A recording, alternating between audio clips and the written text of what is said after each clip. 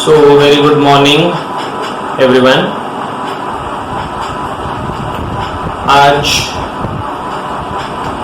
हम पढ़ने जा रहे हैं vectors in that addition of vectors. हमने क्या पढ़ा है तो इसको थोड़ा रिवाइज करा देता हूँ। सबसे पहले हमने देखा कि स्केलर और वेक्टर में क्या डिफरेंस है।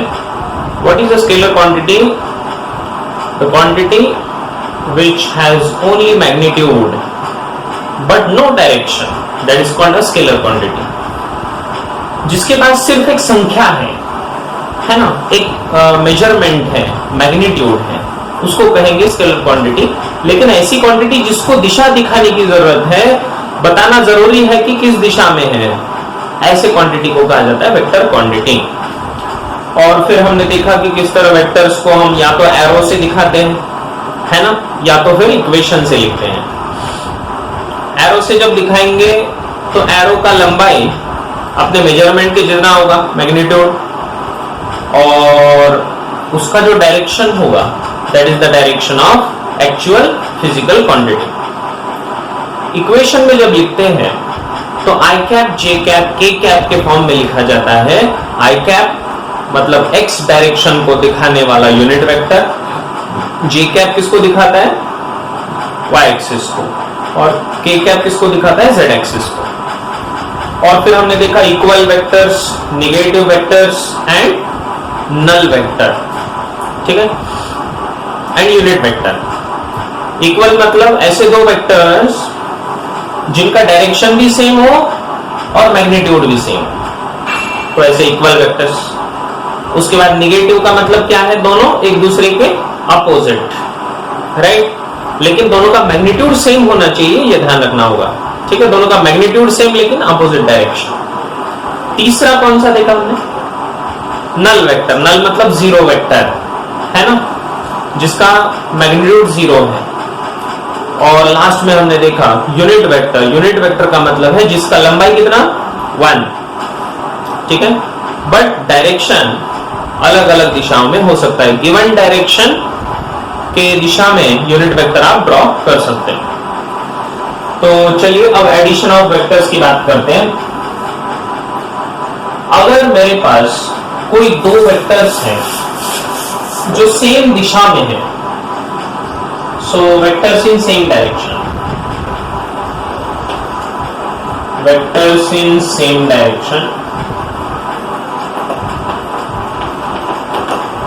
अगर कोई दो वेक्टर्स अगर सेम दिशा में जा रहे हो, मान लो कि ये एक वेक्टर है बेटे p बार और ये दूसरा वेक्टर है, नाम है इसका q बार। अगर दोनों का डायरेक्शन सेम हो, अगर सेम दिशा में हो, तो सीधा सीधा दोनों को ऐड कर देंगे हम, ठीक है। तो मैं क्या करूंगा कि इस p बार और q बार दोनों का लंबाई डायरेक्टली ऐड कर दूंगा और एक वेक्टर बनाऊंगा जिसका नाम होगा मान लो r, और ये जो r होगा इसको लिखा जाएगा p bar plus q bar.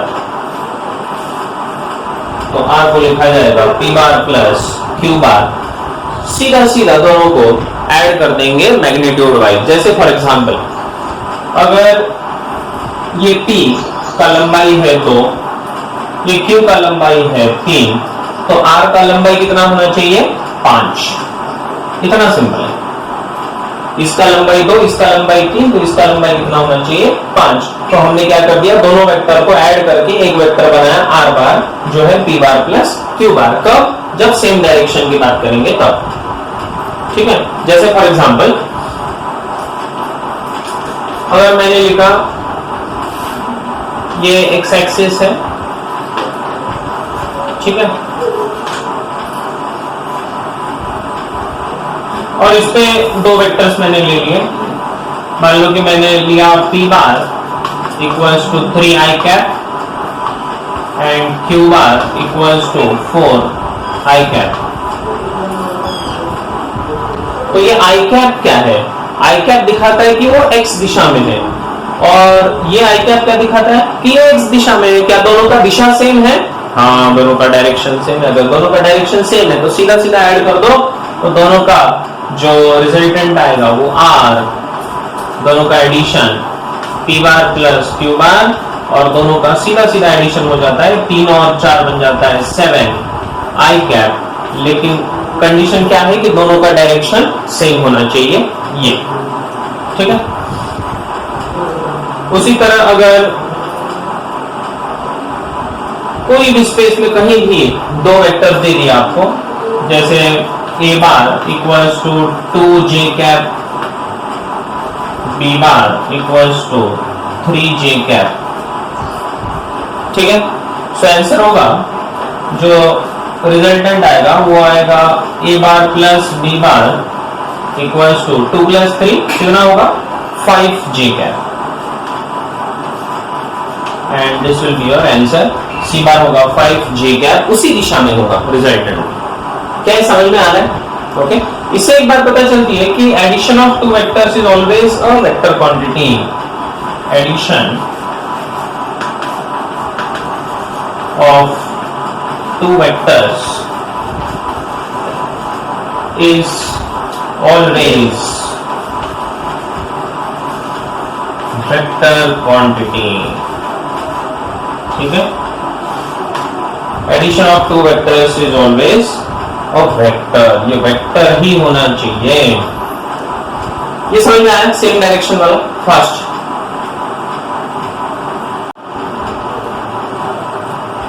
Vectors in opposite direction,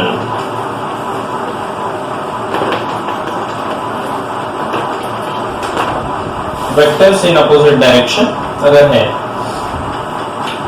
तो जैसे फॉर एग्जांपल ये वेक्टर है p बार, ये वेक्टर है q बार,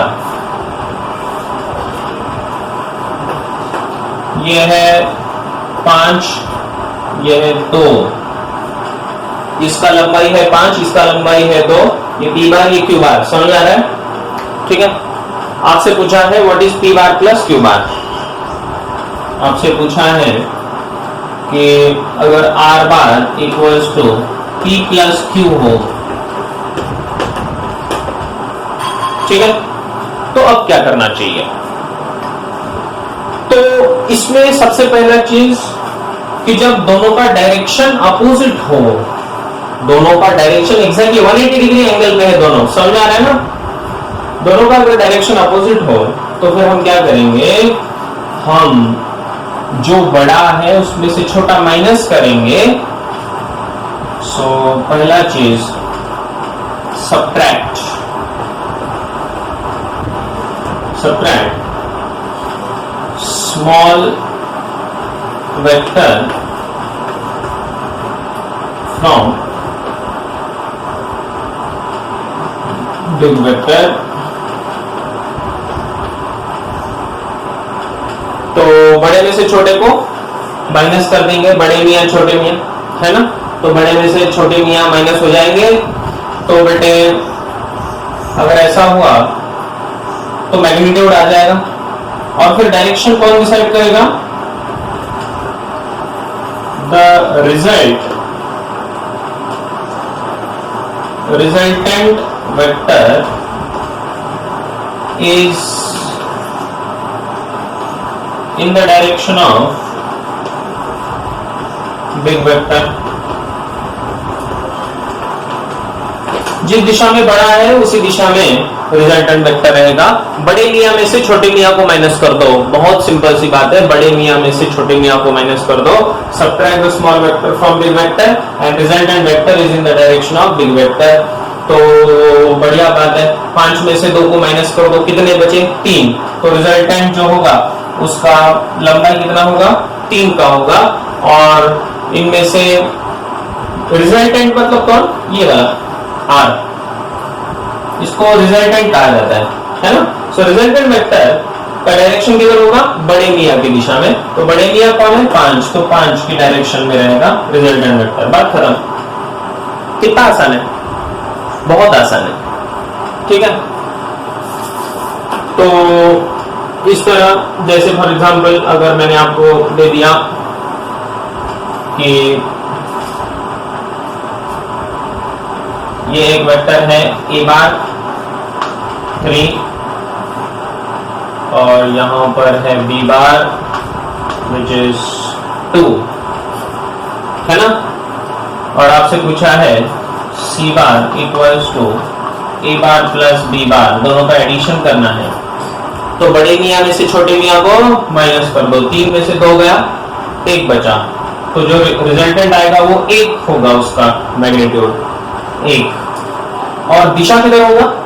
बड़े मियाँ की दिशा में, क्योंकि बड़े मियाँ की दिशा में। बात खत्म। ये कितना सिंपल है? Yes, very simple.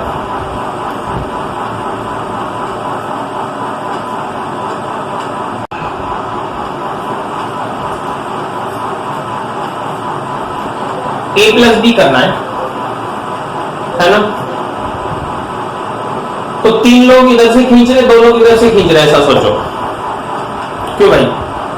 3 लोग इस डायरेक्शन में खींच रहे हैं, 2 लोग इस डायरेक्शन में खींच रहे हैं, तो ये दोनों को बैलेंस करने के लिए इधर के 2 लोगों का जो बल है वो कैंसिल कर दिया, तो बचा इसके पास 1 एक्स्ट्रा बचा, वही तो है वो 1 एक्स्ट्रा, है ना।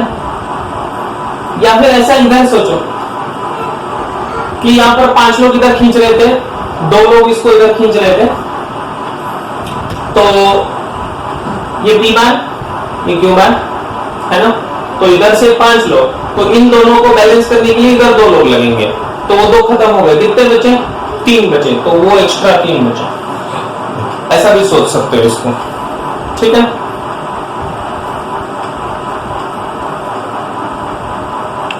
अब इसको इक्वेशन फॉर्म में कैसे लिखते हैं, तो उसको भी बता देता हूं कि फॉर एग्जांपल अगर बोला गया कि आपके पास 2 वेक्टर्स हैं, vector A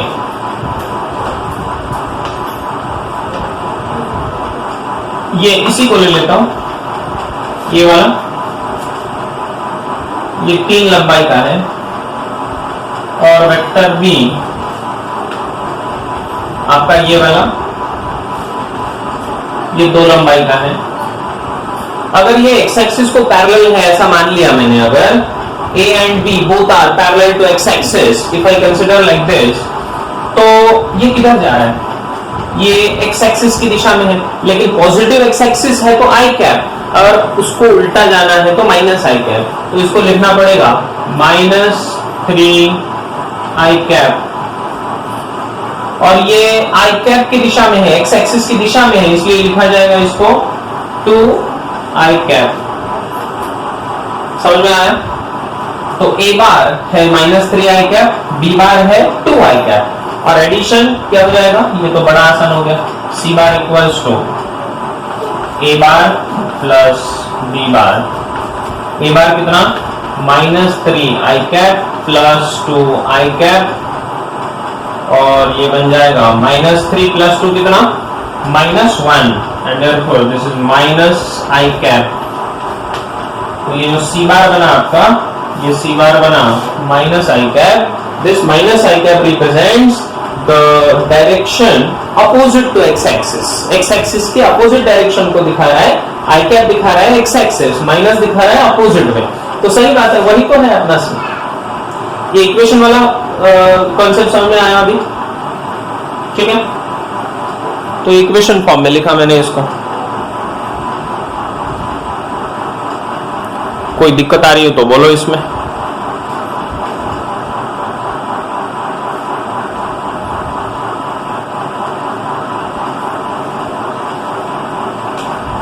If you face any problem, please tell me.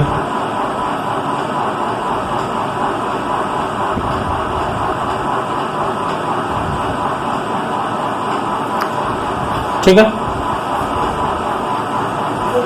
चलिए आगे बढ़ते हैं। अब सबसे important,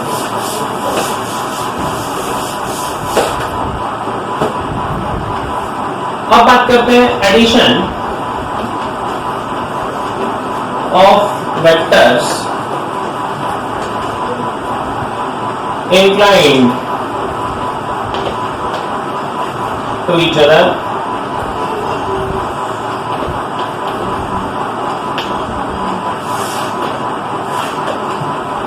addition of vectors incline to each other. अगर वेक्टर सेम दिशा में है तो कैसे करना है मैंने बता दिया, अगर अपोजिट दिशा में है तो कैसे करना है ये भी बता दिया। अब बात करेंगे addition of vector incline to each other. अगर दोनों में कोई एंगल है, सेम दिशा में 0 एंगल था, अपोजिट दिशा में 180 डिग्री एंगल था, अब इन दोनों के अलावा 30 डिग्री, 60 डिग्री, 40 डिग्री है ना। जैसे फॉर एग्जांपल ये एक वेक्टर है, ये जा रहा है इधर, इसका नाम है ए बार। एक दूसरा वेक्टर है, ये जा रहा है इधर, इसका नाम है बी बार। अब इन दोनों को हम ऐड कैसे करें? ये जो दो वेक्टर्स है इनको ऐड करने के लिए अब मुझे क्या करना पड़ेगा, क्या रूल है? तो इसके लिए दो रूल हम सीखने वाले हैं, ठीक है। तो उसमें पहला है ट्रायंगल लॉ, ट्रायंगल लॉ, और दूसरा है पैरेललोग्राम लॉ, ठीक है। तो ये दो लॉज को हम पढ़ने वाले हैं, एक तो ट्रायंगल लॉ, दूसरा है पैरेललोग्राम लॉ। तो उसमें से सबसे पहला ट्रायंगल लॉ की हम पहले बात करेंगे।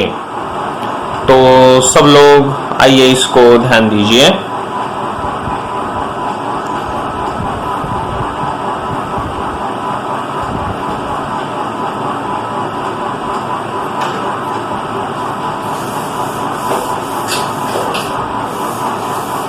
सबसे पहले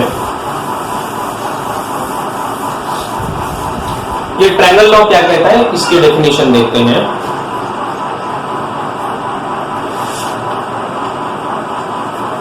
ट्रायंगल लॉ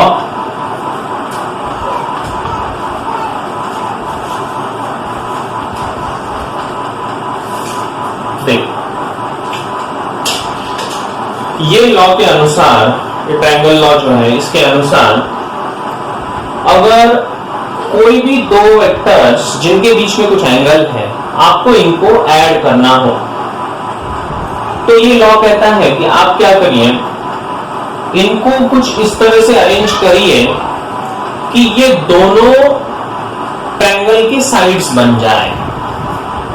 इन दोनों को ऐड करने के लिए ऐसा बना लो कि दोनों ट्रायंगल की साइड्स बन जाए। तो ये जो बी बार है मैं यहां पर ड्रॉ कर देता हूं, ये बी बार,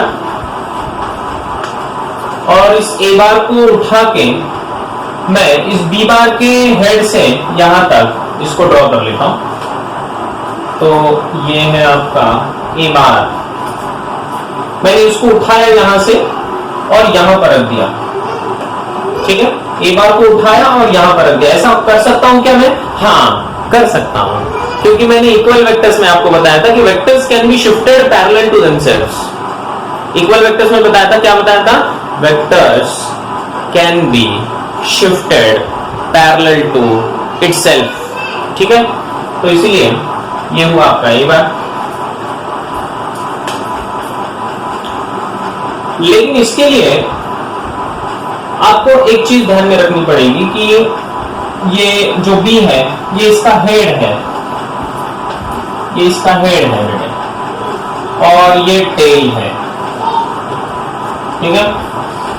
ये हेड है और ये टेल है। तो ये लॉ कहता है कि आपको एक की हेड पे दूसरे का टेल रखना चाहिए। हेड पे क्या आना चाहिए? दूसरे का टेल आना चाहिए, ठीक है। इसके मुंह पर इसकी पूंछ आनी चाहिए, ठीक है। एक के मुंह पर दूसरे की पूंछ आनी चाहिए। इस तरह से आप इनका ये ट्रायंगल के दो साइड्स बन जाए, इस तरह आप इसको अरेंज कर दो। तो ये जा रहा है एक पर्टिकुलर डायरेक्शन में, और इस ट्रायंगल का जो तीसरा साइड रहेगा, ये वाला साइड, तो ट्रायंगल लॉ कहता है कि ये तीसरा साइड यहां से लेकर यहां तक जाने वाला, ये तीसरा साइड आपको देगा the addition of these two vectors A bar plus B bar. लेकिन कौन सी दिशा में? उल्टी दिशा में। उल्टी दिशा में मतलब क्या है? देखो, अगर हम ये ट्रायंगल को अगर ऐसे लूप मान लो, तो मैं B मतलब यहां से यहां तक जा रहा हूं, अब A के लिए यहां से यहां तक जा रहा हूं, तो उल्टी दिशा में जाना चाहिए था, लेकिन ये कहता है कि अगर ये एंटी क्लॉकवाइज जा रहा है ऐसे, तो इनका एडिशन होगा साइक्लिक दिशा में, ओके, उल्टी दिशा में A प्लस B, ठीक है। सो A बार प्लस B बार है आपका ट्रायंगल का तीसरा side, A bar plus B बार, और अगर ये जा रहे हैं एंटी क्लॉकवाइज तो ये होगा क्लॉकवाइज, ठीक है, in the opposite clockwise direction. ये होगा आपका एडिशन ऑफ टू वेक्टर्स। फिर से बता रहा हूं, फिर से ध्यान देना, क्या है ट्रायंगल लॉ? ट्रायंगल लॉ कहता है कि आपके पास दो वेक्टर्स है A बार और B बार, ये इसका हेड है, ये इसका टेल है, ये इसका हेड, ये टेल, ठीक है। इनको आप इस तरह से अरेंज कर दो कि एक के हेड पे दूसरे का टेल आ जाए, ठीक है, एक के हेड पे दूसरे का टेल आना चाहिए। तो यहां पर ये B का हेड, A का टेल, तो दोनों दो साइड्स बन गए ट्रायंगल के।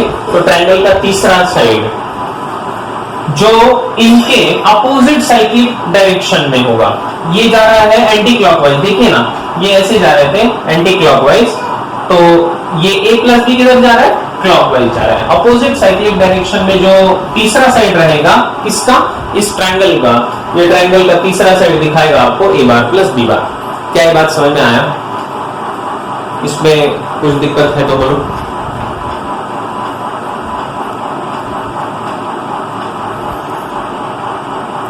है ना? चलो इसका जरा स्टेटमेंट लिखेंगे हम कि हमने क्या लिखा। इसका पहले स्टेटमेंट लिखते हैं, फिर इसको अच्छे से समझ लेंगे। तो आप लिखिए, मैं डिक्टेट कर रहा हूं। Triangle law of vector addition, इसी को triangle law of vector addition ऐसा कहा जाता है, ठीक है।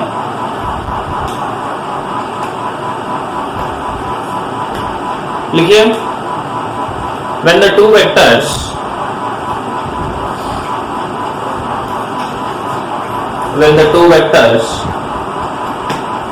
to be added, when the two vectors to be added are arranged such that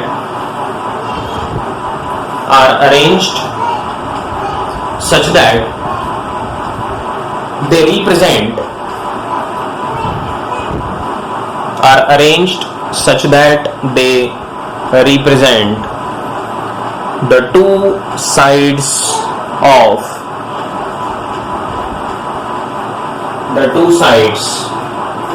a triangle, in same cyclic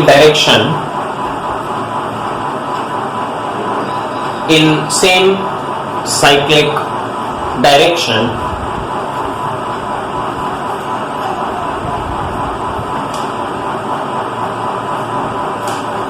then the third side of a triangle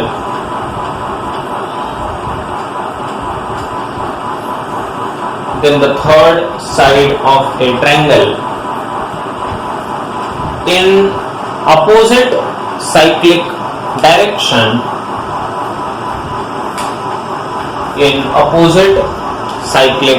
direction represents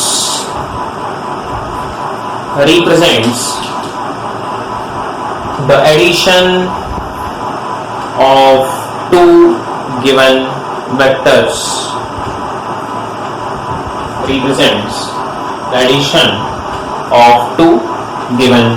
vectors,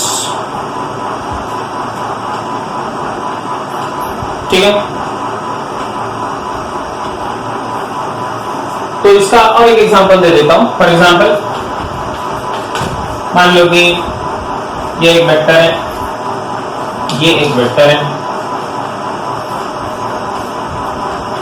ठीक है, इसका नाम है P बार, इसका नाम है क्यू बार। ठीक है, आपको ढूंढना है पी बार प्लस क्यू बार। तो क्या करेंगे आप, पी को उठाओ, है ना, और इसका टेल, ये इसका टेल है, ये इसका हेड है, तो इसका टेल इसके हेड पे रख दो और तीसरा साइड ड्रॉ करो ट्रायंगल का, तो बन जाएगा आपका ये एडिशन। तो चलो इसको मैं उठा रहा हूं यहां से और यहां पर पटक रहा हूं, तो उठा के पटक दिया मैंने, देखो, चलो ये उठा के पटक दिया यहां पर, तो ये पी बार यहां पर आया। अब ट्रायंगल का जो तीसरा साइड है, ये तीसरा साइड होगा, लेकिन डायरेक्शन नीचे की तरफ लेंगे कि ऊपर की तरफ लेंगे? इसका डायरेक्शन नीचे की तरफ होगा या ऊपर की तरफ होगा? तो क्या करना है, इनका डायरेक्शन देखो, इन दोनों का, ये इन दोनों का डायरेक्शन साइकिल में अगर देखा जाए तो कैसा है, एंटी क्लॉकवाइज। तो इसका डायरेक्शन कैसा होना चाहिए, क्लॉकवाइज, मतलब उल्टी दिशा में। इसका मतलब this should be P bar plus Q बार, नीचे की तरफ direction P bar plus Q बार। कुछ समझ में आया? Is it clear? ठीक है, लिख लो फटाफट।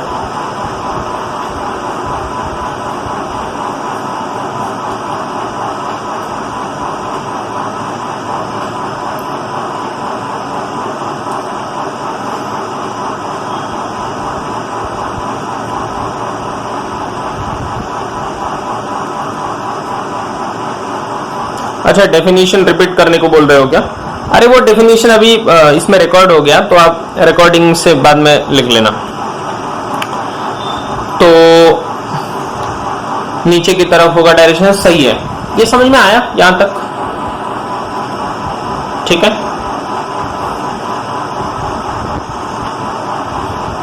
तो ट्रायंगल लॉ में यही बात है कि दो कोई भी वेक्टर्स दिए हो तो तीसरा वेक्टर ढूंढना काफी आसान है। इसका और एग्जांपल मैं देता हूं आपको, जान लीजिए। अब फॉर एग्जांपल अगर आपको दिया है, ये एक वेक्टर है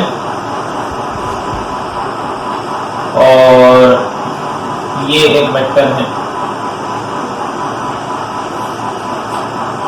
इसका नाम है ए बार, इसका नाम है बी बार।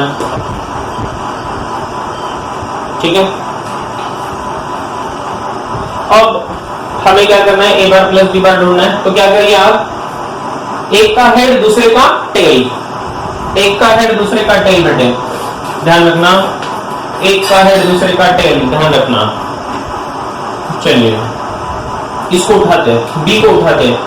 आप किसको भी उठा के रख सकते हो, दोनों मेथड में बता देता हूं आपको। देखो ये हेड है, ये टेल है, इसको यहां से उठाएंगे, यहां पर रख देंगे, चलेगा? यहां से उठा के यहां पर पटक दो, पटक दिया, ये है आपका बी बार, इसका हेड, इसका टेल। ठीक है, तो तीसरा side of the triangle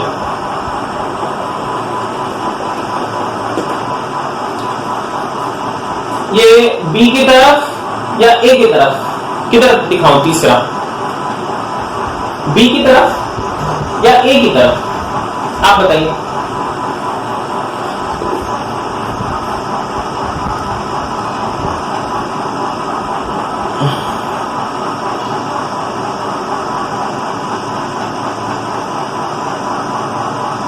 B की तरफ होना चाहिए ना, क्यों? क्योंकि ये दोनों जा रहे हैं एंटी क्लॉकवाइज साइक्लिक में। देखो ना, ये कैसे जा रहे हैं, एंटी क्लॉकवाइज जा रहे हैं, तो इसको कैसे जाना चाहिए, क्लॉकवाइज। इसको, इस डॉटेड को, ये है addition A plus B, A plus B. Is it simple? ठीक है, आपने उल्टा सोच लिया, मान लो कभी कभी आपने ऐसा सोचा कि हमें ऐसा नहीं करना है, हमें थोड़ा उल्टा करना है। हम एक काम करते हैं, ये तो ए प्लस बी है ही, लेकिन अब मुझे बी को यहां से जो मैंने उठाया था और यहां पर जो रखा था, तो मुझे ऐसा नहीं करना है। हाँ, मुझे ऐसा नहीं करना है, तो फिर क्या करना है आपको? तो फिर मैं क्या करूंगा कि इसको उठा के इसके हेड पे रख दूंगा, तो क्या हो जाएगा काम? बिल्कुल हो जाएगा। चलिए इसका हेड यूज करते हैं, बी का हेड यूज करते हैं। हमने बी का टेल यहां पर रखा था ना, उल्टा कर देते हैं। अब एक को उठा के यहां पर रख देते हैं। तो चलो एक को उठाओ, यहां पर रख दो। तो एक को उठा के मैंने यहां पर रख दिया, ये है आपका ए बार, ठीक है। और अब ट्रायंगल का तीसरा साइड जो ये होगा, this will be a bar plus B bar, a bar plus B bar. इसका डायरेक्शन नीचे की तरफ होगा या ऊपर की तरफ? इसका डायरेक्शन नीचे की तरफ या ऊपर की तरफ? ये बोलो।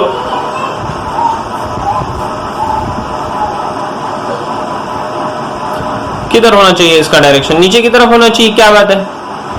ऊपर होना चाहिए? बोलो। नीचे होना चाहिए भाई। क्यों नीचे होना चाहिए? क्योंकि ये दोनों कैसे जा रहे हैं देखो ना, ये इधर से इधर, ये इधर से इधर, कैसे जा रहे हैं? क्लॉकवाइज। अरे क्लॉकवाइज एंटी क्लॉकवाइज समझते हो सब लोग? घड्याळीच्या दिशेला जात आहेत, है ना? घड्याळ तुमची कशी फिरते? अशी फिरते घड्याळ, है ना? इसके अपोजिट में जाना चाहिए ना, तो कैसा जाना चाहिए बोलो? ऐसे नीचे की तरफ, समझा? तो क्या इसका मतलब इस मेथड से और इस मेथड से आंसर सेम आएगा? बिल्कुल सेम आएगा। ये और ये दोनों सेम ही तो है, ए प्लस बी और ए प्लस बी नीचे की तरफ सेम है, दोनों का मैग्नीट्यूड भी सेम है, दोनों का डायरेक्शन भी सेम है, ये और ये दोनों सेम ही है। तो आप कोई भी मेथड लगा दो, दोनों का आंसर सेम ही आने वाला है, ठीक है। इसी तरह अगर हम x और y एक्सिस की अगर बात करें, यहां पर एक वेक्टर है a bar equals to 2y cap, और यहां पर दूसरा वेक्टर है b bar equals to 3j cap. ये है x एक्सिस, ये है y एक्सिस। आपसे बोला गया a बार और b बार, 2y कैप 3j कैप, दोनों को ऐड कर दो। तो क्या करेंगे? दोनों को ऐड करने के लिए इन दोनों को मुझे ऐड करना है। बताइए क्या मेथड है?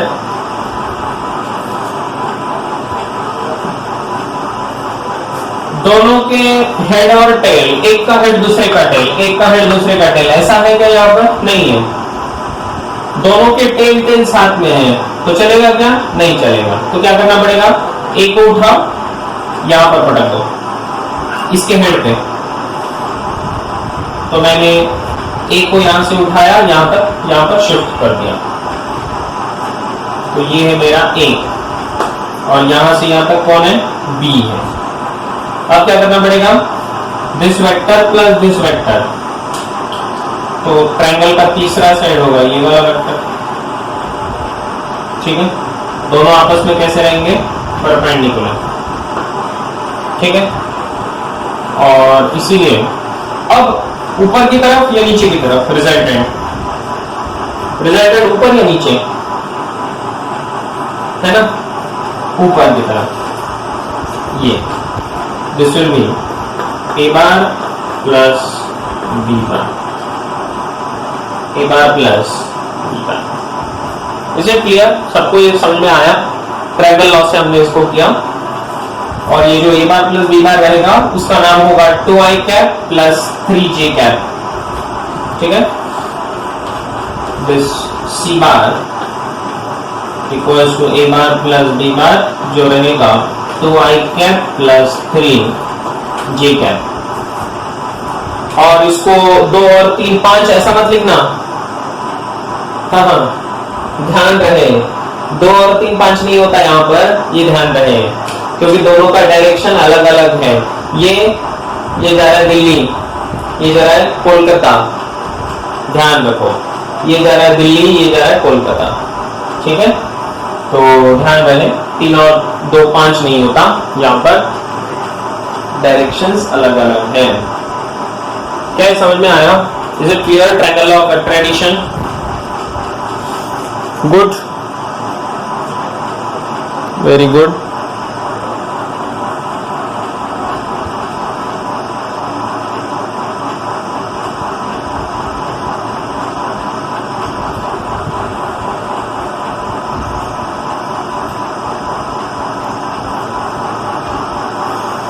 Very good.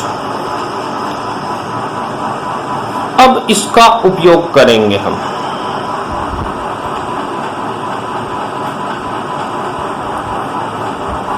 ठीक है,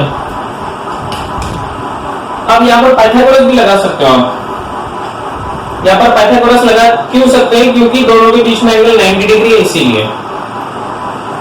तो a प्लस बी जो है, तो इस a प्लस बी का जो मैग्नीट्यूड रहेगा, इसका जो लंबाई रहेगा, वो पाइथागोरस थ्योरम से आप ढूंढ सकते हो। ये है 3, ये है 2, सो 2 स्क्वायर प्लस 3 स्क्वायर, है ना।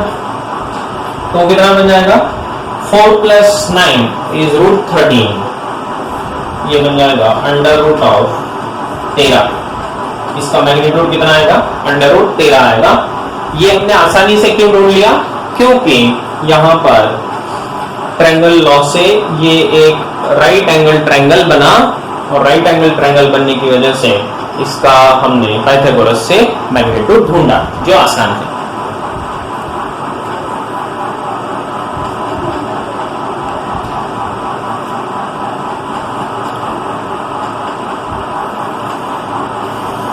ठीक है,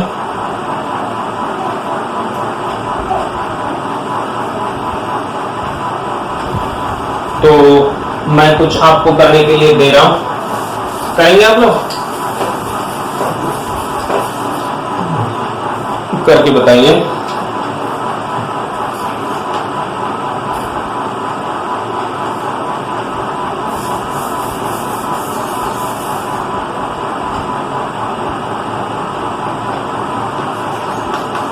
एड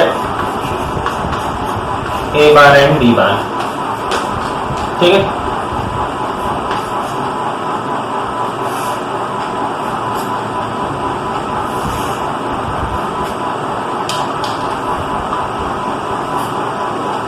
इसका बस डायग्राम मुझे चाहिए पहले।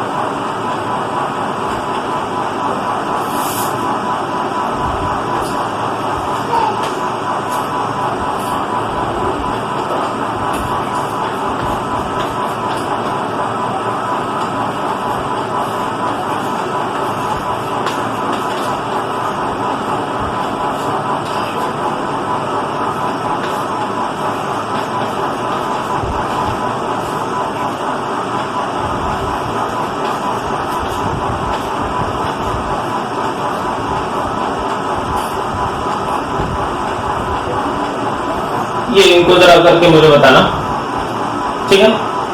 ये 2 केसेस में सिर्फ डायग्राम की जरूरत है। ये आपका होमवर्क है आज का।